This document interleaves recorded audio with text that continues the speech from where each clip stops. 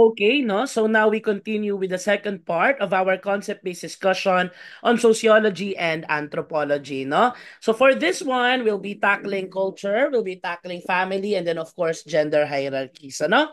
Sige, umpisan po muna natin dito sa culture. So culture is defined as the integrated sum total of the learned behaviors that are shared by the members of a society. And I already highlighted in here the keyword, no? Itong mismong word na ginagamit ng board exam, the word sum total. No, ito po ay kabuuan no ng lahat ng mga components na bumubuo dito sa kultura. So, hindi lang po ito tradisyon, hindi lang tungkol sa paniniwala. Kinapapalooban din ito ng ating food and drinks, the arts, the tools and objects that we have, the techniques and skills, the traditions and rituals, language, knowledge and stories, greater community, and then of course the values. Lahat po yan bahagi ng ating kultura. No? And then of course it's also a fine time that we remind ourselves of the two components of culture. Number one, we have material culture, and number two, we have non-material culture. So kapag material culture, basically ito po yung mga concrete and tangible na mga bagay. Halimbawa yung ating mga tools dito sa Pilipinas, pamoso syempre ang jeepney, no, bilang salamin ng ating kultura. Ano pa ba? Ang ating barot saya. And then of course, kapag non-material culture, ito po yung mga intangible and abstract na bahagi ng ating kultura, like our customs, our traditions, our habits, our manners, things like those, ano? And mind you, ladies and gentlemen, ito pong material and non-material, lumilitaw din po yan sa board exam. So, bonus na yan, napakadali. Ano po? Alright, now we proceed to the characteristics of culture. Ayan, no? So, dito, pag-uusapan po natin of course, the 5 characteristics of culture. Napasadahan na natin ito noon, pero syempre, i-review pa rin po natin ngayon. When we talk of the characteristics, number one, we have culture is learned. Definitely, ito po ay, syempre, natatransmit po kasi, di ba, ang ating culture, not genetically, pero syempre, by means of socialization and enculturation. Natututuhan ng bawat tao, ng bawat bata, itong kanilang kultura sa pamamagitan ng pagkikihalubilo sa iba at saka syempre, no, ng direktang pagtuturo ng mga nakatatanda sa kanila. Some others would attach the word indoctrination doon sa direktang pagtuturo ng kultura, no? Number two, we have culture shared, no? Culture emerge out of social life. Sabi ko nga, ang kultura hindi lang naiintindihan ng isa, hindi lang naiintindihan ng dalawa. Halimbawa kapag may pista, ito po ay naiintindihan ng lahat ng tao na nandoon, no? Naiintindihan ng karamihan ng mga taong nandoon, such that our concept of, or rather our values, our traditions, no, our beliefs, these are all shared, no? These are all shared aspects of the community. And then also we have culture is integrated. That's for number three. Sabi ko nga po, ang perfect example dito, yung value natin, no, or yung priority natin sa konsepto ng bayanihan. Eh syempre, it is an integration. Ito yung pinagsama-sama ng iba't ibang mga magagandang konsepto. The idea of cooperation, the idea of community spirit, no? Yung pagbibigay ng mutual aid, and just syempre yung ginagamit na term ng board exam, yung pagkakaroon natin ng shared work, no? In the community, no? So gano'n, nagiging culture is being integrated, no? Bayanihan is one example. Another one we have culture is adaptive. Definitely when we see the word changing, when we see the word adjust, revise, ayan, ito po yung pinatutunguhan nun, that culture is adaptive. Definitely, it is changing. Sabi nga natin, halimbawa, in the advent of technology, in the advent of modernization, nagkakaroon ng variation, nagkakaroon talaga ng pagbabago dito sa ating kultura. Halimbawa, ang dating pananaw natin sa kultura kapag may pista, ayan, syempre may mga street dance, may mga palabas, ayan, no? May mga prosesyon. Aba, ngayon, nagbago. Biglang meron po tayong mga online games, no? Talaga namang ini-sponsoran ng ating mga municipalities and localities. No? So that is an example of culture being adaptive. Next, we also have culture is compulsory. Of course, we need to follow the culture. We discussed in the previous days, no? In the previous phases of our review, yung konsepto ng folkways, norms, di ba, mores, no? Ito po ay sinusunod natin. And culture is being compulsory. Nananatiling kultura kasi we continue to observe and follow them. Ayan, no? Next, we proceed po no dito sa transmission of culture. Ayan, no? So culture is transmitted, and then of course using the very concepts being used by the board exam, we have three, no? Meron po tayong tatlo. Number one dyan, syempre ang ating enculturation, no? It is learning your own culture. So halimbawa, no? O ito, ang makikita natin sa litrato, o ganito, o sa bahay natin, bahagi na ng kultura yung pagkain gamit ang ating mga kamay. O sige nga, o itong ating nakababatang, itong baby ng ating pamilya. O sige, tuturuan ka namin. Ganito kumain, ganyan, ganito kumain, gamit ang kamay. That's enculturation. You learn your own culture. Okay? Ganun po yan. Next, we have acculturation. Learning some parts of another culture. Ito na, syempre, we will be, ano ba ito? We will be immersed as well into different cultures, no? And then, of course, kapag matututuhan natin yon, kapag natututuhan natin and tinatry natin i-adapt yung ibang bahagi ng kultura ng iba, while still maintaining our identity, while still maintaining our culture, that is acculturation. Okay po? I discussed that because assimilation would be ano ba ito would be synonymous, no? Ang assimilation naman, yes, you learn the other culture, but the thing is you lose your own culture, no? In acquiring the other culture. O ganito yung halimbawa niyan. O sige. O di ba, syempre marunong ka nga magkamay, sa buong buhay mo nagkakamay ka dahil tinuro ito sa iyo ng mga magulang mo.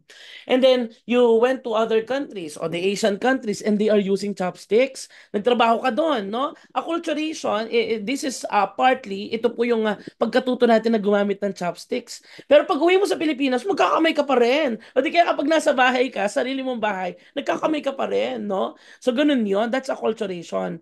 Masasabing assimilation kapag ganito. Dati ka nagkakamay, no? Dati ka nagkakamay. Tapos pagdating mo sa mga Asian countries, gumamit ka na ng chopsticks. Pag uwi mo dito sa Pilipinas, no? Etchoserang frog. Ang ginawa parang, I don't use my hand anymore. No, I don't use my hand anymore. I just use chopsticks kasi ay, naku girl, asim mo. Di ba kaya po assimilation yon. So, ang clue po natin dito, again, enculturation, learning inside, no? Inside culture. And then yung acculturation, assimilation, they are a bit the same, pero yung assimilation, ito yung mga maaasim dahil natutulang ng ibang kultura, nakalimutan na yung sarili. Asim mo, di ba? Ayan, next, pag-usapan naman po natin, no? We have different terms related to our culture as well. So, meron po tayong, of course, number one, yung ating knowledge, no, the component. Some others, no, some sources, just like Panopio, itong ginagamit kong textbook. Sabi niya, these are the components of culture. So, umpisa natin sa knowledge. Basically, knowledge po, this is the total range of what has been learned or what has been perceived, no? And in the context of the board exam, ang mga lumilitaw po sa knowledge ay yung 4 types of knowledge na meron tayo. We have natural, technological, supernatural, and magical, no? Para po sa mga para po sa mga bago sa gurong Pinoy, ito po yung pakakatandaan ninyo dahil ito po yung lumilitaw sa majorship natin, ano? Kapag natural, these are the biological and physical aspects of the natural world. Kapag technological, ito naman po yung useful in dealing with the practical problem. So halimbawa, when you want to industrialize a certain country, when you want to pursue automation, halimbawa, of course, what knowledge will you use? Technological. Ganun po siya, no? And then, of course, supernatural. This pertain to the perceptions on the actions of gods, demons, angels, or the spirits, no? And lastly, we have magical. Ito naman po yung perceptions on the methods of influencing supernatural events by manipulating certain laws of nature. Ito po again i-highlight ko lang po para sa mga bago sa gurong Pinoy, pero yung mga datihan na dito, memoryado na nila ito. If you would notice, the word supernatural was used to describe magical. Diyan po naligwak ang maraming nagbo-board exam noon, no? Nakita lang nila yung supernatural dyan sa question, supernatural agad ang sagot nila, hindi po, no? Whenever you are using methods to influence the supernatural events, no? Yun na po yun, nagiging po siyang magical, okay? Sige. Ganito, bibigyan ko po kayo ng mga example na katanungan, no?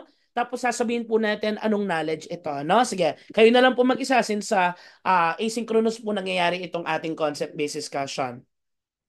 Sige, subukan po natin. Let's try this one. A group of engineers in the Philippines, no, is working on a new solar-powered irrigation system to help farmers in rural areas. What type of knowledge, no, are they applying to develop this innovative solution? So is this natural, technological, supernatural, or magical? Ayan, no? Sige nga po. Answer po kayo in 3, 2, One. Ayan. Ang sagot po natin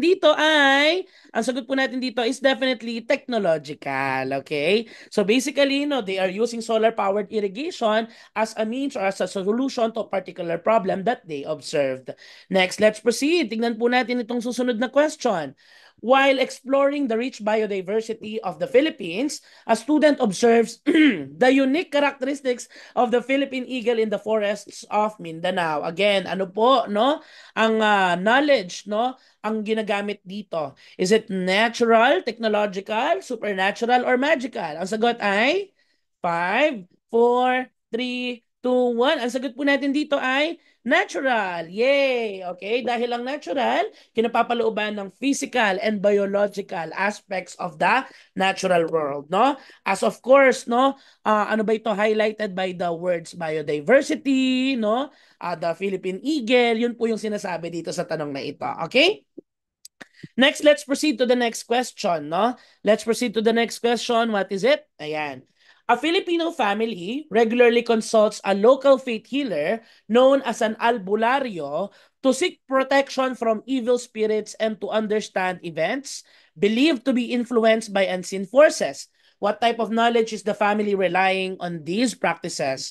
So ito po, no? You're just choosing between natural, technological, supernatural, and magical. And in view of this one, I would like you po to focus on the word, ayan, to understand the events. Okay? Just to understand this, ano ba ito, this evil spirits, ganyan, no?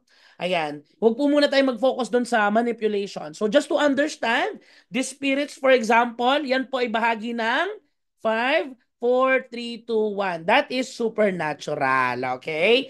Mahusay. Ayan, ang galing, no? And lastly, let's have this one. Ano po itong ating last example? Our last example is, in a remote village in the Philippines, an elder is known for using herbal remedies and performing rituals to heal the sick. If you would see in here, focus na siya dun sa performing of rituals to heal the sick. There's already manipulation. Okay.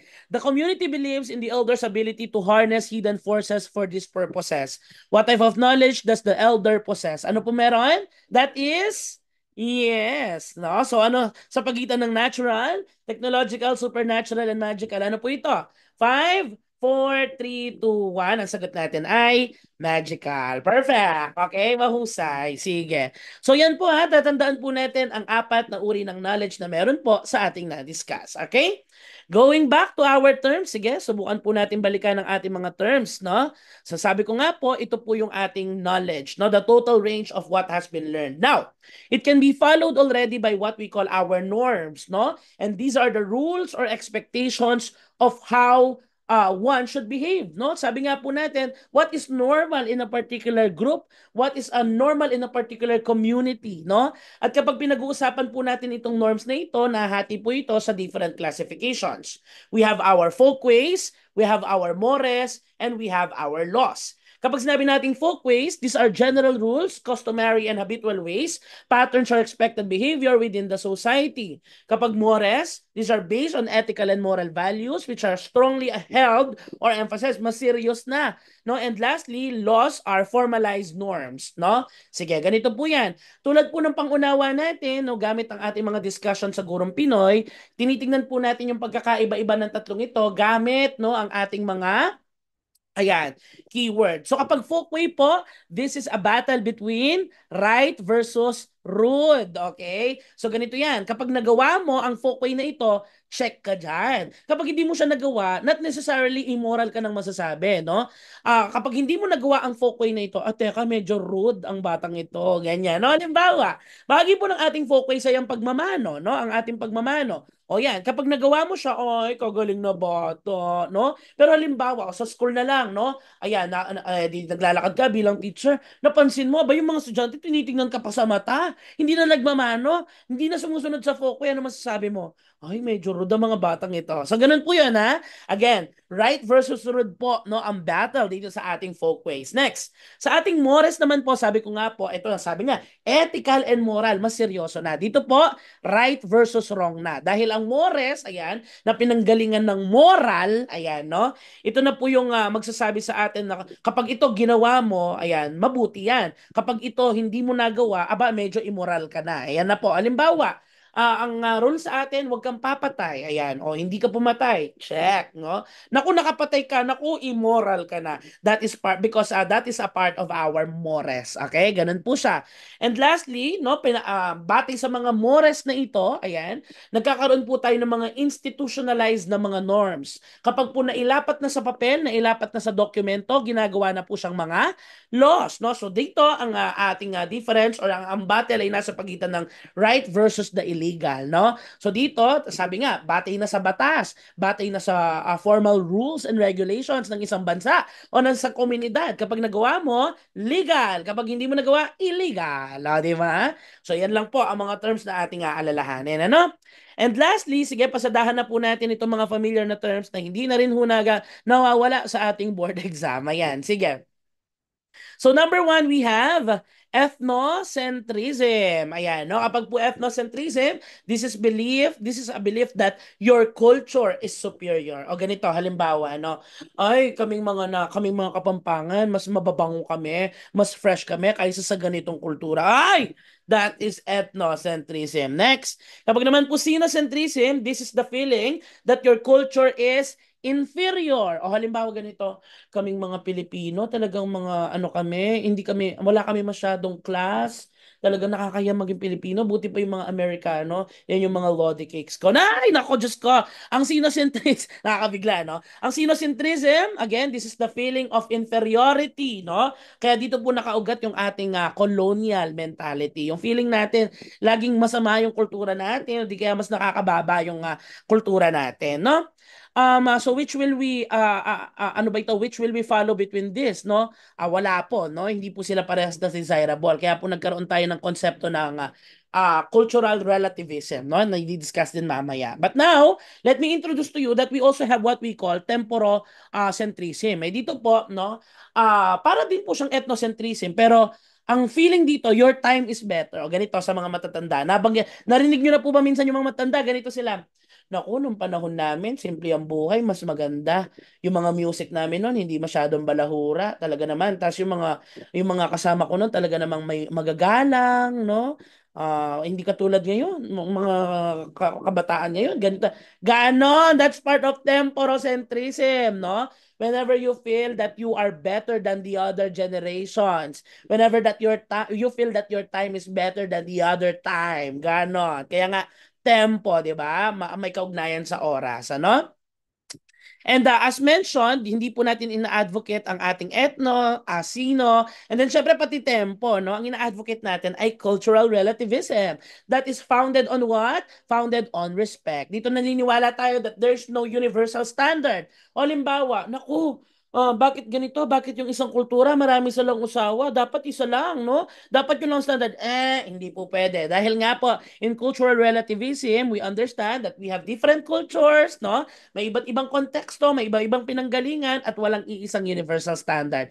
We need to understand, no? Using cultural relativism, we need to understand a certain culture based, no? On its context, based on the inside perspective. Ganon ho siya, okay?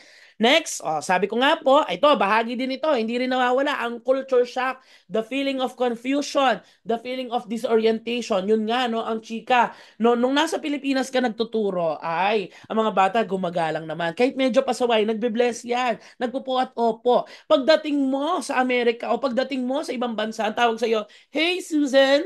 O kaya, "Hey, Miss Susan!" Ay, na-culture shock ka. That's the feeling of confusion and disorientation. Next, kapag naman po culture lag. Kapag culture lag, the culture takes time to catch up with technology. Ito po yung sinasabi ko, di ba, may race sa pagitan ng dalawa, no? May race sa pagitan ng culture, no? Ng material culture at ng non-material culture. Ay, okay. So dito po ang makikita natin, no?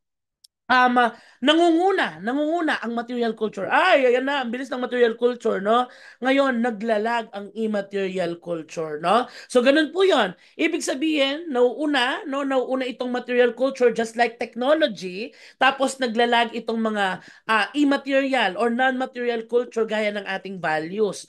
O, limbawa, ayan na, ang dami ng mga generation ng iPad, iPhone, ayan na, ang bilis, ang bilis, ang bilis. Pero yung values ng mga bata, parang naglalag. Parang Sobra nagde-degrade. Diyos ko, ano-anong napapanood nila. At ano-ano ang mga lumilitaw sa kanilang mga feed. Naku po, no? So that's part of the cultural lag, no? Halimbawa, naglalag yung immaterial culture na gaya ng values, no? Kumpara dito sa material culture na gaya ng teknolohiya. Okay? Alright, no?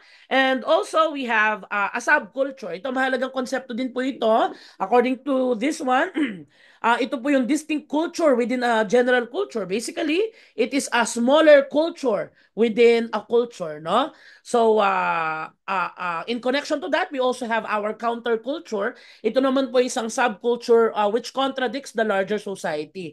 Madaling maintindihan ito kasi kapag subculture, ano ba ito? Different culture but coexists with the main culture. Pero kapag naman po counterculture, it opposes and it challenges. Ganun lang kadali. Ano? O siya. O now, let's proceed to the second topic that we have for this concept-based discussion. We have kinship, marriage, and family. O, another madaling discussion na naman po ito. Sige, umpisahan po natin sa kinship. Ayan, kapag sinabi natin kinship, ito po ay mapatungkol to the relationships of people in society, no? In some other sources, we see that kinship is pertaining to the network of relatives, no? Within which individuals possess certain obligations. And this relation may be caused, no, by, of course, kinship by consanguinity or kinship by affinity. Okay? Sige, o teka lang ho. Wait lang, bakit may nag-error dito sa aking screen? Teka lang. Yung, hindi naman pala nakikita itong error sa screen natin. O, check ko nga lang kung nakikita ho. Wait lang ho ha. Alright. Ayun, hindi nga. Siya. Anyway, mabalik po tayo. So, meron po tayong kinship by consanguinity and we have kinship by affinity. Pag sinabi po natin kinship by consanguinity, ito po yung relationship natin based on blood. Okay? And then, kinship by affinity is relationship based on what? Based on marriage. Ayan, no? And then, of course, no, merong one time na tinanong sa board exam, paano daw pinapakita, no? Ano daw graphic organizer ang perfect na magpapakita ng relationships in families, no? Either by blood or by marriage. Ang sagot po doon, itong nakikita natin sa gilid, ang tinatawag natin na kinship diagram. Okay, sige, no? Ayan na, we proceed to our marriage. Ayan, no? O, bago po natin na pag-usapan itong forms of marriage, basically kapag marriage, no? Although syempre, ano po ito, no? Sensitive ang definition. Well, basically, kung paano po natin naiintindihan, madalas, this is Willius Horton and Hunt, no? Ang sinabi nila, it is an approved social pattern whereby two or more persons establish a family. O ganun na lang. Kumbaga, it may either be a sexual legal union, no?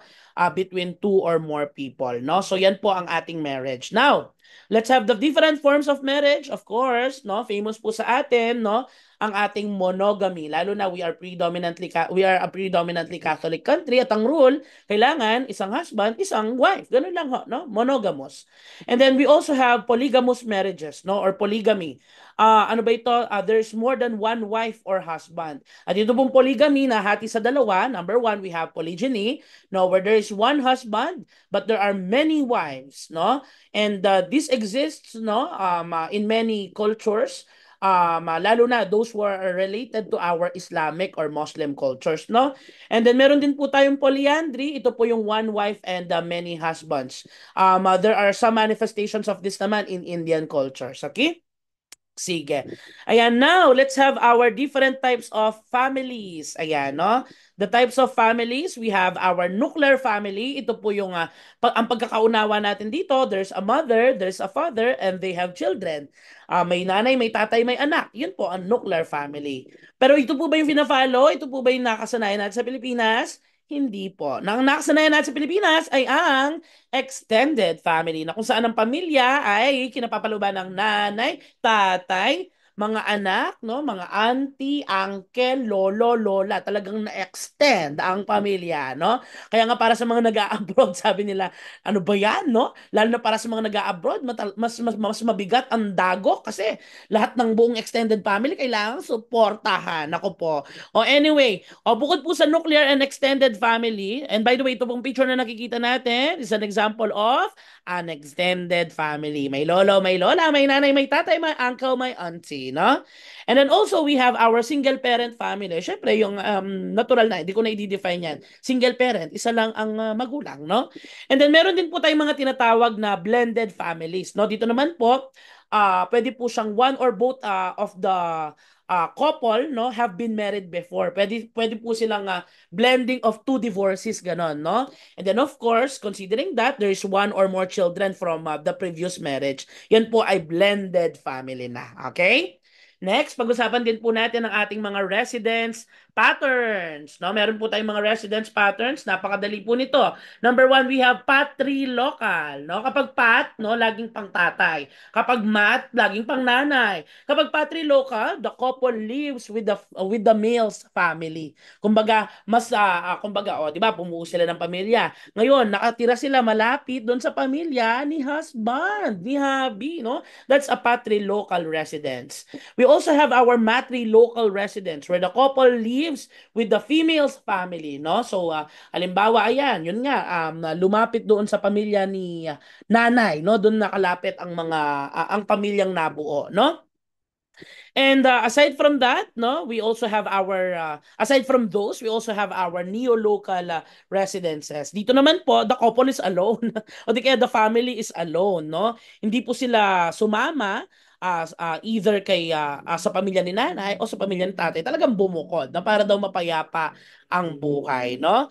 And then meron din pong mga cases ng ambilocal residence patterns where the couple lives near both the male and female. So ibig sabihin, nangyayari ito madalas kapag nagtagpo yung lalaki at yung babae, no, sa isang maliit na community. Na syempre, since maliit na community, doon na rin sila titira, malapit kay nanay, malapit kay tatay, no?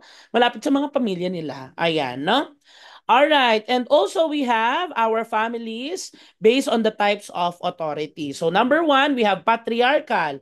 Dito, dominante ang tatay, no? Dominante ang power ng lalaki. Matriarchal, dominante ang power ng babae, no? And in view of that, maalala natin, no, that syempre, ang pinopromote, is it patriarchal or matriarchal, no? Wala sa dalawa. Ang pinopromote po dito ay ang egalitarian, na kung saan yung authority or yung power ay equally shared sa pagitan ni nanay at ni tatay, ano?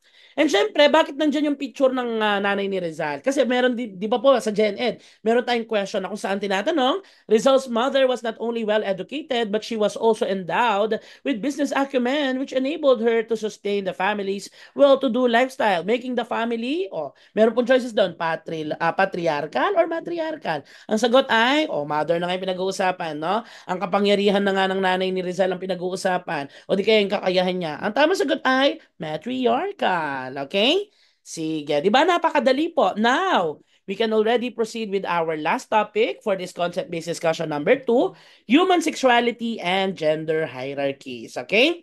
Sige. Ayan. At syempre, originally wala po ito sa outline ng discussion ko. But I checked the syllabus, no, for BS and Social Studies, and then I checked the competencies from the TOS. Parang highlighted ito. At napansin ko nga that different concepts from the board exam are coming from this. Ito po hindi na siya mahirap sa atin, no? Kumbaga, recap lang po natin ng several terms na na-encounter natin whenever we talk about human sexuality and the gender hierarchies. Okay? Sige, so number one, kailangan malinaw po sa atin ang pinagkaiba ng sex at ng gender. At sinabi nga po natin, kahit yung mga first words na lang ang titignan ninyo, kapag sex, it is biological, okay? And gender, ito naman po ay socially constructed. Gender may pertain to our identity and our social roles. Ganun po siya. So kapag po sex, ang pinagpipili, ang batayan dito ng maraming mga tao ay yung ari ng tao, no? Aring pambabae o aring panlalaki, ganun lang po. But in gender, no, it is already socially constructed. Kaya the different examples in here are, do you identify yourself as a man, a woman, masculine, feminine, and such, no? And in view of that, to put detail onto that, ayan, mahalaga ito. Ito yung ginagamit natin, ang ating gender bread, okay? Sige, so batay dito, pag-usapan po natin, no? So meron po tayong konsepto ng identity, attraction, expression, pati ng sex. Okay? O syempre, yung sex yung pinakamadali dyan. Sabi nga natin, ayun siya, nandun siya sa bandang ari, no? These are the physical traits, no? You're born with or develop that we may think to associate with the specific sex characteristics, no? So dito, you will identify yourself as either male, female, or intersex. Ganun po, no? Yun ang sex, okay? Next, tignan po natin, ang identity, nandito siya sa isip. Bakit kaya? Because when we talk about identity, this is how you, no, in your head, experiences and define your gender based on how much you understand, kung gaano mo nauunawaan the options for the gender. So, do you associate yourself to manhood or to womanhood? Ganun po siya, no? And then of course, yung attraction, ito ay nasa puso. O syempre, usapang pag-ibig. Kumbaga, kanino ka attracted, ganyan, no?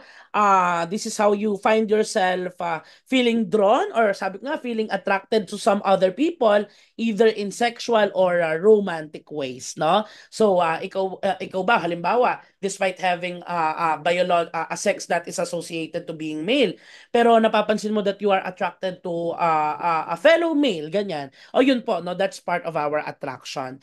And then lastly, itong ating expression, no, ito po ay pangkabuuan, actually, pangkabuuan. Because when you talk about gender expression, this is how you present your gender through your actions, kung paano ka gumalaw, kung paano ka manamit, ayan, and how you establish, no, the societal views or expectations. So meron po tayong mga feminine magdamit, no, kahit na lalaki ganyan, no. So bahagi po 'yan, no. Bahagi po 'yan ng openness na ating ina-advocate in the social sciences, no. And in particular, mas makaka-relate po dito yung mga nagtuturo ng araling panlipunan 10 dahil bahagi po ito ng kanilang lesson, ano? Sige. So enough of that, no? Enough of that. That's just a bit of an introduction or a review. But the focus of our discussion would be this one. Teka lang, ayan. The existing gender inequality. So in here, we understand gender inequality as the systemic difference between the life experiences, social expectations, and opportunities that are presented because one is either male or female. So basically, ito yung nararanasan nating pagiging unfair, pagiging unequal, no, ng bagay-bagay dahil lang sa kasarian na meron ho tayo. Ito po ay existing not only in society, not only in families, but even in workplaces na kung saan merong mga jobs talaga na ayan, dominante, mas nabibigyan ng opportunity yung isang gender kaysa sa kabilang gender, ganun po, no? And syempre, ang ina-advocate natin dito, kailangan hindi maging batayan ang gender, no? Hindi maging batayan ang gender dun sa mga status na ibibigay sa atin. It should be based on our competencies. It should be based on our skills, gano'n, no? So, mapababae ka man, o mapalalaki ka man, o nasa ikatlong kasarian, o yung buong LGBTQIA+, no? Ano man ang, saan mo man i-identify ang sarili mo, hindi na bale, no? Basta meron kang napoposes mo yung certain skill set, no? Yung competencies, dapat pasok ka. Mga tipong ganon. Yun ang ideal, no? Sige. And we already talk about gender inequality. Pag-usapan na rin po natin yung mga different types of discrimination or abuses, no, na nararanasan. Na ito na rin po yung mga lumilitaw sa board exam, no? Particular na, ayan, number 1, ito, syempre familiar na tayo dun sa term ng domestic abuse, di ba po? So lumilitaw po ito sa ating new curriculum, no? So pag domestic abuse po, ito po ay nagaganap sa loob, ano ba ito? More likely sa loob ng tahanan. O sabi dito, this may either be intimate partner violence or domestic violence, no? Intimate partner, syempre ito po yung pananakit, no? Ito yung violence na ini-inflict ng isang tao sa kanyang partner, mga tipong ganyan. Domestic violence, no? Partner violence in many countries but includes abuse towards the children, the elderly, or any members of a household. Pero sabi ko nga po, the general term na ginagamit din po ng ating board exam would be the term domestic abuse. Okay? Domestic abuse po. No? Sige, kapag partner ang pinag-uusapan, kapag yung partner, no, syempre yung asawa ay sinasaktan. Sige. And of course, we also have the term sexual harassment. Ayan, recent din po lumilitaw ito. And look at this one, look at the definition. You should highlight in here the word unwelcome. Okay? Kasi yan din po yung verbatim na ginagamit ng board. So, sexual harassment is any unwelcome sexual advance, request for sexual favor, verbal or physical conduct or gesture of a sexual nature, or any other behavior of a sexual nature that causes offense or humiliation. And these normally happens and being recorded in our workplaces, no? Para makakuha ng certain favors, para makakuha ng certain benefits o may pagkalubang isang bagay, some others na talaga namang may kabuktutan, no, sa kanilang katauhan ay gumagamit ng sexual harassment, no, to intimidate, no, the people who are mostly their inferiors, no. Ayan, no, and they conduct and they inflict unwelcome sexual advances. All right, no? And lastly, ayan, of course, the message of our gender hierarchies, especially for our teachers, kailangan we should be at the forefront of breaking the gender stereotypes. When we talk about the gender stereotypes or the gender norms, no, ito po yung mga societal rules and standards that dictate kung paano ang mga tao ay dapat na mag-behave daw, kung paano daw po dapat tayong makisalamuha in view of the gender norms or gender stereotypes. Kaya dito maalala po natin, di ba, lalo na nung kasagsagan ng pandemic, yung mga module na halimbawa, sino ba dapat ang medyo tahimik o kimi, babae? Sino ba dapat ang malakas, no? Sino ba dapat ang matatag, lalaki? Ay naku, dapat hindi po tayo gano'n, no? Dahil yan po ay bahagi ng mga gender stereotypes na kailangan tayo po mga teachers ay bumabasag. Kasi meron namang mga malalakas na babae, meron namang matatatag na babae, meron namang mga medyo mahinhin na lalaki, no? So, we need to break these gender stereotypes. And we're just fortunate that with the recent events that we have, no? Of course, with the win of Carlos Yulo, na-realize natin na, ayan, di ba? Siyempre, ang una nating Olympic gold medalist ay si Hidlin Diaz.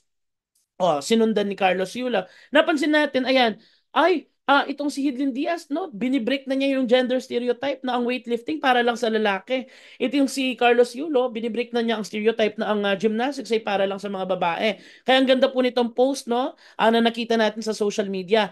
Pwedeng si maganda ay malakas at si malakas ay may lambot na naipapamalas, no? So that's one way, no, of how we view breaking of our gender stereotypes, okay?